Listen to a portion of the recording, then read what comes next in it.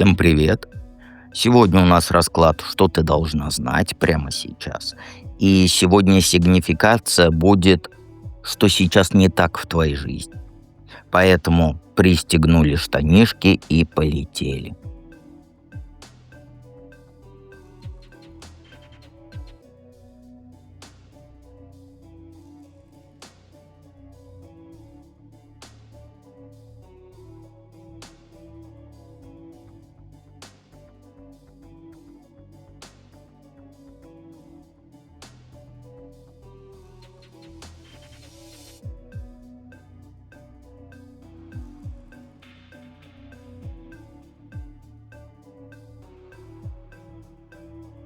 Единички.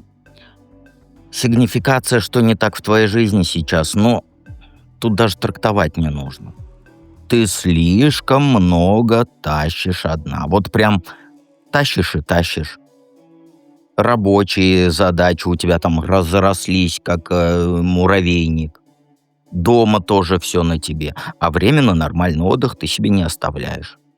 Ты делаешь, делаешь, делаешь, а радости нет. Потому что сил нет. И в расписании у тебя плотный график. Вот каждый день. Даже выходные заняты делами, встречами, просьбами, генеральными уборками и прочим вот этим всем. А соглашаешься ты с этим, потому что тебе так привычно и потому что не хочется подвести людей. Но из-за этого же перегрузка у тебя. Телефон горит. Посмотри, ты в телефоне сейчас расклад смотришь, он у тебя и красный накалился. Сообщений непрочитанных много. И отвечаешь на них ты там на автомате. И дальше берешь еще и еще задачи. Ночью, конечно же, ты не высыпаешься. С утра снова опять на работу с красными глазами. В отношениях у тебя из-за этого пустота.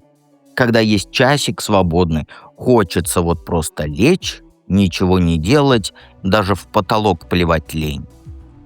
И молчать. И близкие просто привыкли, что ты выручишь, и уже не спрашивают, как ты, как у тебя дела. По фоткам у тебя все красиво, а внутри состояние вот как бы дотянуть до кровати.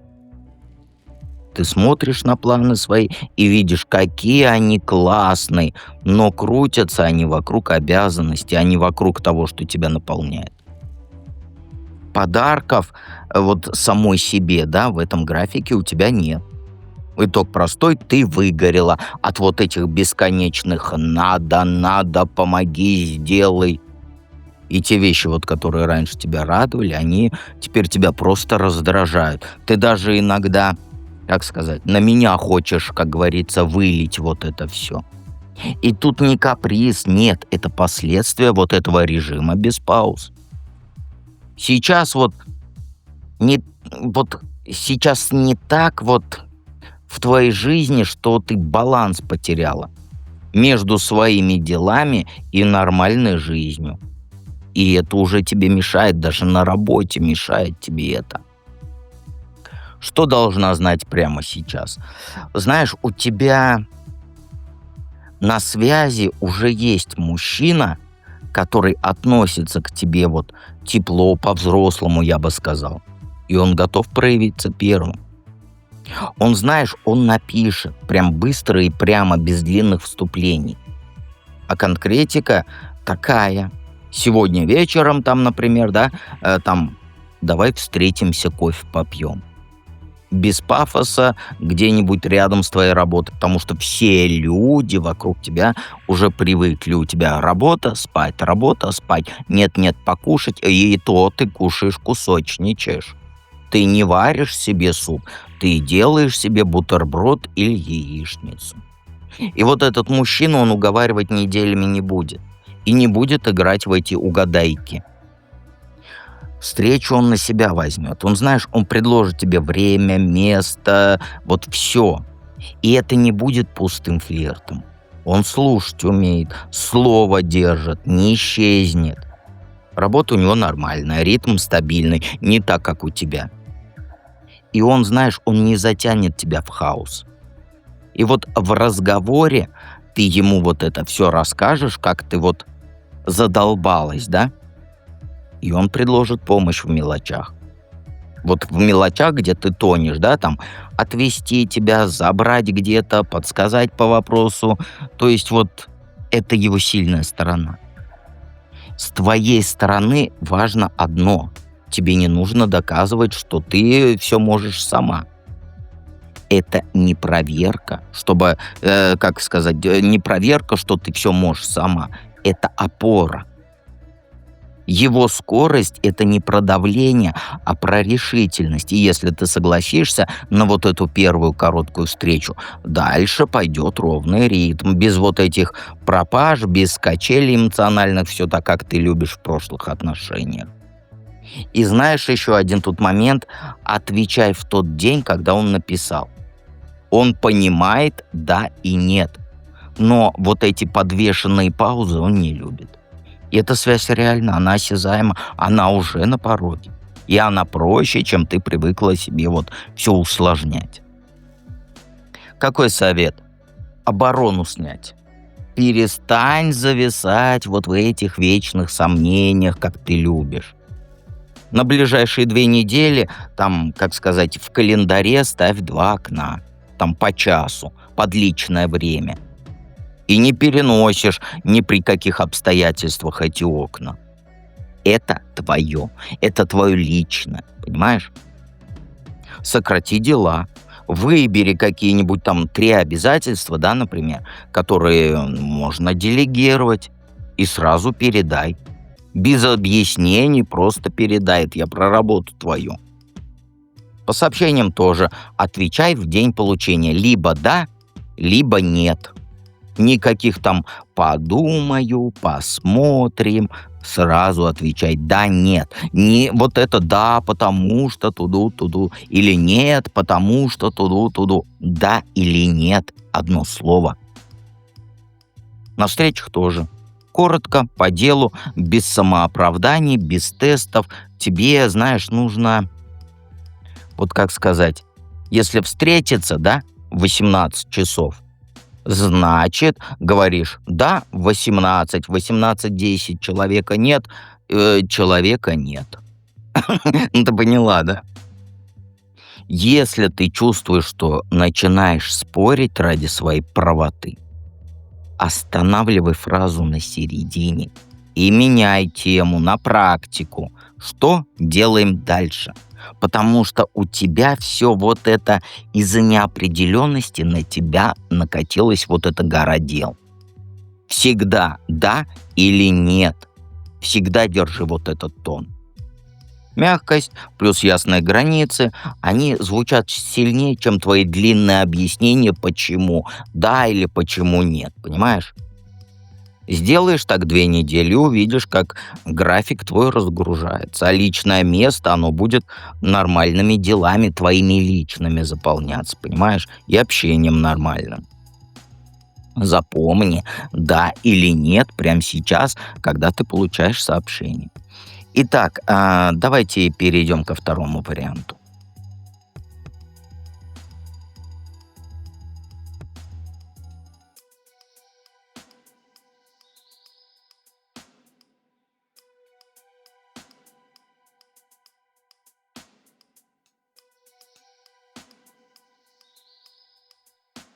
Двоечки.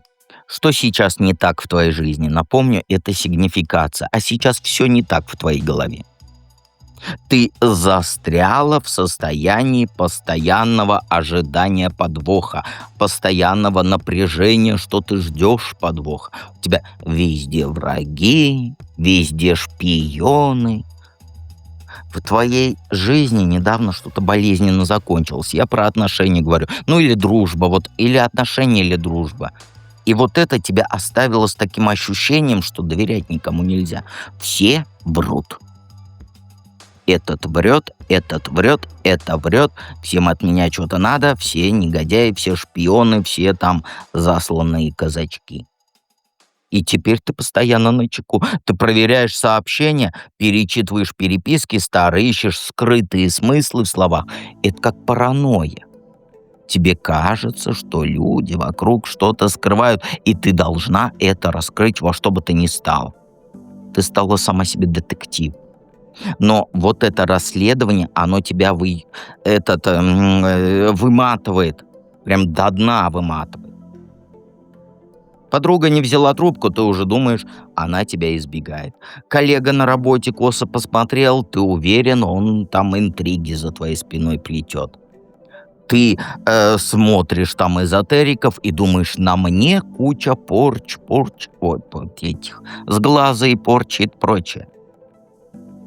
Ты разучилась просто жить, просто общаться, потому что в каждом слове подвох ищешь.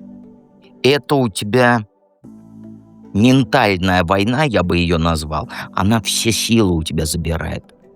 Ты даже ночью не отдыхаешь, потому что в голове крутятся диалоги, анализы, подозрения на мне порчи и прочее, прочее, прочее. Проблема не в людях, а в том, что ты сама себя в клетку загнала из-за вот этого недоверия. Ты думаешь, что защищаешься, а на самом деле ты просто себе жизнь отравляешь. Твоя энергия, она уходит не на радость, а на вот эту бесконечную борьбу с призраками, там из прошлого, из настоящего, и магические войны у тебя на каждом шагу. И это все держит тебя на месте, потому что вот есть же такое вот самосглаз, самопорча. Вот это ты делаешь. Что знать должна прямо сейчас? То, что у тебя сейчас под ногами реальный шанс лежит построить что-то стабильно и надежно. И это не про любовь или там романтическую фигню. Это про деньги, это про работу, это про твой проект. Что-то конкретное, что можно пощупать и денежку получить. И, скорее всего, это или предложение новой работы с хорошей зарплатой, или вот сама идея своего дела, которая реально выстрелит. Но нюанс есть, потому что я был бы не я, если бы не было нюансов. Ты не увидишь этот шанс, пока ты не выключишь свою вот эту войну. Пока ты воюешь, у тебя ни хера не будет. Тебе нужно в затишье уйти. Не в депрессию, не надо, вот это мне тут. Я прям твои мысли сейчас читаю. У меня и так депрессия, я пойду одна, поскучаю, поплачу в тишине. Бред. В осознанное одиночество нужно пойти. Отключи вот эти вот пиликанье телефона. Перестань анализировать чужие там соцсети, странички и так далее. Дай себе пару недель тишины. И на следующей неделе позвонит или позвонит, я не знаю, как правильно на кураптоновском языке правильно произносится так, как ты хочешь. Старый знакомый позвонит и предложит поучаствовать тебе вот в проекте. Или старая знакомая, то есть человек просто, понимаешь? И он связан с твоими навыками. Я имею в виду проект, который предложит. И твоя реакция какая будет? Отказаться, потому что нет сил, времени, желания, и вообще вы все меня хотите обмануть. Но вот это и будет тот самый шанс. Соглашаться или нет, я тебе не буду говорить, но это начало нового этапа, где ты будешь строить свою финансовую независимость. Тебе нужно знать, что Вселенная дает тебе возможность опереться на себя, а не на других. И это шанс не про эмоции, это про твердую землю под твоими ножками красивыми. Возьми его, если ты так решишь, потому что я не могу тебе указывать. И если возьмешь, ты увидишь, как твоя жизнь меняться начнет. Но для этого нужно замолчать. В плане мозгов я имею в виду. И послушать, что тебе предлагает реальный мир, а не твои вот эти страхи, понимаешь? Какой совет? Собирай вещи и уходи. Ну, не в смысле, не в смысле, все, я с узелком, как ежик как его, ушла в туман. Нет, а в смысле ментально. Закрой старую главу. Ты уже все вот поняла про прошлое, все уроки выучила, чего ты жуешь их как жвачку, мусолишь эту тему. Вот представь, ты складываешь все свои обиды, все свои там подозрения, боль в чемодан, застегиваешь его. И вот, как сказать, вот на обрыве стоишь и вот так вот запиндюрила вот этот чемодан. Далеко-далеко он там полетел, поскакал, но он не твой уже, все, ты его не достанешь. Понимаешь? Как это сделать? Людей заблокируй, которые приносят негатив. Телефон от старых фоток почисти. И тут не про месть, нет. И не про твою злобу на весь мир. Это про гигиену твоей души. Тебе нужно физически убрать все, что тебя назад тянет. Люди, вещи, вот эти все напоминалки про то, что... Я имею в виду, ой, как мы красиво смотримся. Уси-пуси. Это бред. Он ушел, пошел он картошку копать. Ко мне в огород, а то он картошку поспел, а копать некому. И вот дальше, когда вот эту всю гадость выкинешь, начни двигаться в новую сторону. Запишись на курсы, приходи в проживание арканов, тем более ты давно хотела в него, но времени не было. Поезжай на выходные там в деревню, пока погода позволяет. Тебе нужно обстановку сменить. Окружение свое тем более нужно сменить. Начни делать то, что ты раньше откладывала. Твой путь сейчас — это переход из вот этой, как ее, бури мгновенье покроет. Я слово буря вспоминаю этим стишком. У тебя вот переход сейчас из бури вот в тихую месту, тихую гавань. Ты уже на пороге новой жизни стоишь, где будет спокойствие и порядок. Было бы только желание, а оно у тебя пока эфемерное. Понимаешь? Чтобы что-то сделать, чтобы что-то получить, нужно что-то сделать. Шажочек сделать хотя бы. И оставить позади все это, весь этот хлам из прошлого. Не бойся тишины. В ней ты найдешь не одиночество, а себя. И как только ты это сделаешь, да, то начнется новый интересный этап, где ты будешь свою жизнь сама строить, без вот этой оглядки на тот чемодан, который у тебя с обрыва улетел. Понимаешь? Все ты понимаешь. Жду тебя в проживании арканов. Возьми ссылку под этим видео в самом верхнем комментарии, в закрепленном. И приходи. Все, нечего сидеть, ждать и плакать. Плакать, слезам горю не поможешь. Не могу. Слова забываю, прости, старость не радость, молодость не жизнь. Давайте перейдем к третьему варианту.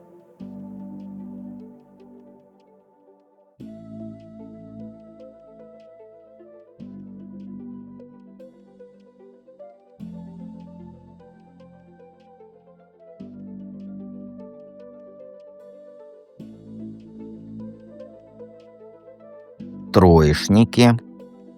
Что сейчас не в твоей... да что ж такое, что не так в твоей жизни сейчас? Ну, знаешь, у тебя проблема сейчас в том, что ты как гоночная машина вперед несешься. Но ты забыла техосмотр пройти и заправиться.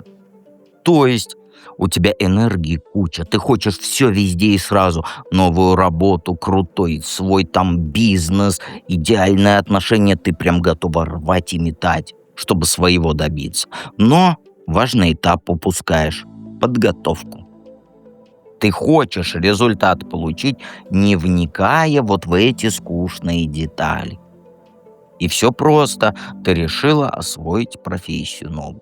И вместо того, чтобы пойти там на курсы и так далее, ты пару роликов на Ютубе посмотрела, прочитала 3 статьи и решила, что уже все знаешь. Я буду психологом, вот эту книжку я дочитаю, и все, мне сразу я буду семейным психологом. Ты действовать начинаешь, но ты натыкаешься на элементарные ошибки, потому что базу пропустила. В итоге все разваливается, ты злишься, тратишь еще больше сил на то, чтобы все исправить, и снова несешься вперед, не сделав ни выводов, не получив ни знаний, ничего. Ты самой себе времени научиться не даешь. Тебе кажется, что там медлить — это значит проиграть, но на самом деле ты просто крутишься на месте, сжигая бензин впустую. Это я про машину твою. Ты как будто вот хочешь построить дом за один день, но какой это дом будет? Ты ни фундамент, ничего не сделал, а уже крышу ставишь. А стены потом как-нибудь, они сами вырастут. Проблема тут не в отсутствии желания, а в твоей нетерпеливости. Ты не хочешь учиться, ты хочешь сразу уметь. Ну так же не работает. Будешь так всю жизнь крутиться, и позади эти, как их, кладбищ проектов. Что знать прямо сейчас ты должна? Ну, знаешь, у тебя под носом сундук с золотом, а ты вокруг него ходишь и жалуешься, что у тебя денег нет. То есть, я объясню, у тебя в окружении есть стабильный, надежный мужик. Ну или очень какая-то финансовая возможность огромная. И это никакая не иллюзия, а вполне реальный шанс. Это твой начальник, который явно тебя выделяет среди других. И вот, ну или какой-то знакомый состоятельный, ну мужик, который тебе предложил участие в этом, как его называется, в бизнесе. И вот этот человек, он воплощение твоей стабильности. У него все нормально с деньгами, с планами, с головой он тоже дружит. Словами он не разбрасывается, он делает, но ты этого не видишь. Ты сама себя заперла в этой клетке из мыслей «я ему не ровнее, это не мой уровень, как же так? Это слишком хорошо, чтобы быть правдой. Я все испорчу, у меня не получится». Вот ты такая вот. Ты придумала себе 1000 причин, почему это не для тебя, и даже не пытаешься проверить. Вот дверь у тебя открыта в светлое будущее, да? А, как сказать, а единственное препятствие войти в эту дверь — это твои собственные страхи.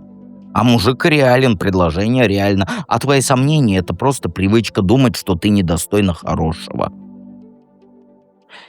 Прямо скажу, ты себя обесцениваешь, и хватит это делать. Глазки свои прекрасные открой и посмотри, что происходит на самом деле, а не в твоей вот этой тревожной голове. Совет какой? Перестань быть одиноким героем и научись ждать. Ну, вот, а как по-другому я тебе эти карты скажу? Хватит пытаться все сделать самой везде и сразу. Ты, как сказать, тебе нужно найти команду. Понимаешь? Собери там вот людей, ну, если в проекте это в твоем каком-то задаче раздели. Личная цель — найди наставника, с которым посоветоваться можно. Ты не должна тащить все на себе. Твоя сила, она раскроется именно вот в сотрудничестве, понимаешь? Когда ты другим людям разрешишь тебе помочь и принести что-то в свое, понимаешь? Учись слушать и доверять. И терпению научись. Ты семечки посадишь, польешь их, и все, дальше нужно время, чтобы они, как говорится, выросли. Перестань каждый день эту, как ее, грядку раскапывать и смотреть, не появился ли вот этот цветочек. Так ты же только все погубишь. Свою часть работы делаешь и отпускаешь это все. Переключись на другие дела, займись там собой, отдохни, приходи в проживание. Результат придет, но не по щелчку пальцев. Твоя задача сейчас — это качественно в команде работать, а потом спокойно ждать вот этого урожая, когда вот это семечко выскочит. Не подгоняй жизнь. Жизнь сама знает свой ритм. Сосредоточься на процессе, а не на конечном итоге. И успех придет, когда ты перестанешь это семечко выкапывать постоянно, смотря там, как оно там разрослось. Просто позволь всему случиться в свое время. Подписывайся на канал, жмякай на колокольчик, чтобы меня не потерять. И, конечно же, жду тебя в проживании Аркана. Все ты это там проработаешь. И помни, что я с тобой рядом.